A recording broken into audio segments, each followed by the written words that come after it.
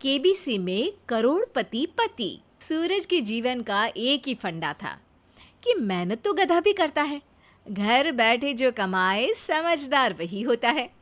इसीलिए उसने कभी नौकरी ही नहीं ढूंढी। इस बात से हालांकि उसकी पत्नी शिखा बिल्कुल भी अग्री नहीं करती थी, पर फिर भी सूरज को समझाना बेकार था। टीवी में कैसे बनोगे करोड़पति का ऐड देखकर उसे लगा कि बस अब तो घर बैठे ही वो करोड़पति बन सकता है, और उसके पीछे उसने अपने सारे सोर्सेस एक्टिव कर दिए। 2 हफ्ते में उसके कलीग के साले के पड़ोसी के बेटे का सोर्स निकलता है जो कि उसे शो में पहुंचा सकता है, और सूरज उससे मिलने चला जाता है। अच्छा, तो हमें मुकेश जी बता रहे थे कि आप हमें शो में पहुंचा सकते हैं। हाँ, उसमें कोई तकलीफ नहीं है। मैं कल अगर कोशिश करूँ तो इसी महीने में आपका नंबर आ जाएगा। अरे ये तो बहुत बढ़िया हो गया। अच्छा, वो सिलेबस और क्वेश्चन पेपर का कोई जुगाड़ है क्या? हैं?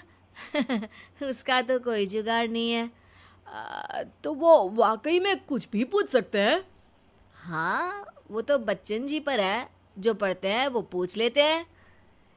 पहली कोशिश फेल होने पर अब सूरज के सामने एक बहुत बड़ा सवाल था कि आखिर जवाब कहाँ से लाए।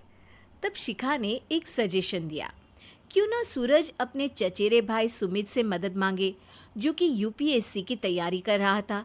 हालांकि इतनी मेहनत करना सूरज को समझ में नहीं आता था, पर कोई और रास्ता ना मिलने पर वो आखिर सुमित से बात करता है। अरे सुमित, हमारा कैसे बनोगे करोड़पति के लिए सिलेक्शन होने वाला है। तुम हमें थोड़े चिट बनाने में मदद करोगे क्या? अरे भैया, चिट बनाए तो सालों हो गए, उसमें हमारा एक्सपर्टीज नहीं है। बल्कि आप बोलो तो हम आपकी पढ़ने में ज़रूर मदद कर सकते हैं। हट, कैसी अनाप शराब बातें कर रहा है तू। सूरज ने सुमित को मना तो कर दिया था, पर तैयारी करने के सिवाय कोई चारा उसे दिख भी नहीं रहा था। खासकर जब 12 के पेपर लीक करने के एक्सपर्ट शुक्ला जो भी हाथ जोड़ लेते हैं। आखिर सूरज को सुमित के पास जाना ही पड़ा, और उसने सुमित और शिखा से वादा किया कि वो बहुत मेहनत करेगा। 1 महीने की तैयारी के बाद फाइनल हुआ कि शो से 1 हफ्ते पहले एक ट्रायल खेला जाएगा, जहां पर सारे रिश्तेदार ऑडियंस की जगह पर होंगे और शिखा सवाल पूछेगी। दूर दराज से भी रिश्तेदार आकर हाजिर हो गए देखने कि आखिर कैसे बनेगा सुमित करोड़पति। सब कुछ सेट था, और इतने में सूरज आकर अपना स्पीच देता है। ये 1 महीना मेरे लिए आसान नहीं था, पर अपने भाई सुमित और अपनी पत्नी शिखा की मदद से मैं इतनी दूर पहुंच पाया हूँ। मेरे मम्मी पापा के आशीर्वाद ने भी बहुत साथ दिया है मेरा। मैं उम्मीद करता हूँ कि आज के शो में आप लोगों को बहुत मज़ा आएगा। साक्षी पहला सवाल पूछती है और पूरे कमरे में सन्नाटा छा जाता है। इंडिया में कितने स्टेट्स हैं? 3, सॉलिड, लिक्विड और गैस। अरे रुकिए, तो ऑप्शंस तो देने दीजिए। इतने में 5वीं कक्षा का चिंटू बोल उठता है। अरे क्या मामा, आप तो पहले सवाल पर ही आउट हो गए। अरे बेटा, पहला सवाल तो ट्रायल होता है ना। अरे तुम अब देखना। देखने जैसी बात तो थी ही। सूरज को इतना शांत किसी ने नहीं देखा था। कभी कभी तो लगता था मानो सूरज आंख खोलकर ही सो गया हो। मामा जल्दी करो प्लीज, कल सुबह पनवेल भी तो निकलना है। अरे हट, कंसंट्रेट करने दे मुझे। 3 सवाल में 3 लाइफलाइन खत्म हो चुकी थी, और अब चौथे सवाल पर भी सूरज का मौन नहीं टूटा। पर सूरज अभी भी हार मानने को तैयार नहीं था। उधर हर कोई सूरज को छोड़ सुमित को देख रहे थे। आखिर सुमित ने ही तो पढ़ाया था सूरज को।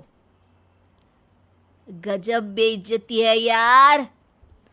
अरे बेटा, तो बाप का, दादा का, भाई का, सबका नाम बुड़वाएगा।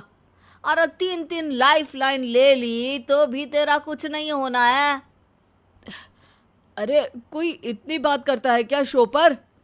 अरे बेटा, शो पर तेरे जैसे भी तो नहीं आते ना। सूरज की ये जंग आखिर 1 घंटे बाद 5वें सवाल पर खत्म हो गई, जब उसने इंडिया के नेशनल बर्ड का नाम कहा, कौवा। अरे बेटा, मजा तो बहुत आया, बस थोड़ा टाइम पर खत्म होता तो आनंद भी आ जाता। ताने बारिश के बूंदों की तरह बरस रहे थे और सूरज को भी समझ आ रहा था कि ये करोड़पति बनना शायद उसके बस के बाहर की बात है। पर वो आखिर ये बात मान कैसे लेता? वो सख्त लौंडा जो ठहरा, उसने सोचा कि बेइज्जती तो हो ही चुकी है, पर अगर मैं हार नहीं मानूं तो शायद कुछ हो सकता है। शिखा, तुम देखना, असली शो में आग लगा दूंगा, आग, करोड़पति बनूंगा मैं। हाँ, सब्जियां खत्म हो गई है घर पे, ले आओ। पहले पति बन जाओ, फिर करोड़पति बनना। अरे गजब बेइज्जती है यार। बेटा, अभी तो घर पर ही हुई है, 1 हफ्ते में तो तुम देश के सामने करवा कर आओगे। वैसे जब टीवी पर जाओ ना, तो बस अपने मम्मी का ही नाम लेना, ठीक है? कोई पूछे तो बोलना कि पापा नहीं है मेरे। अरे पढ़ाई की, पेपर निकलवाए, इतने सारे लोगों को खाना खिलवाया, क्या फ़र्क पड़ा? इसीलिए मैं कहता हूँ कि मेहनत तो गधा भी करता है, घर बैठे जो कमाए वही सिकंदर। लेकिन मामा, गधे भी जानते हैं कि हमारा राष्ट्रीय पक्षी मोर है।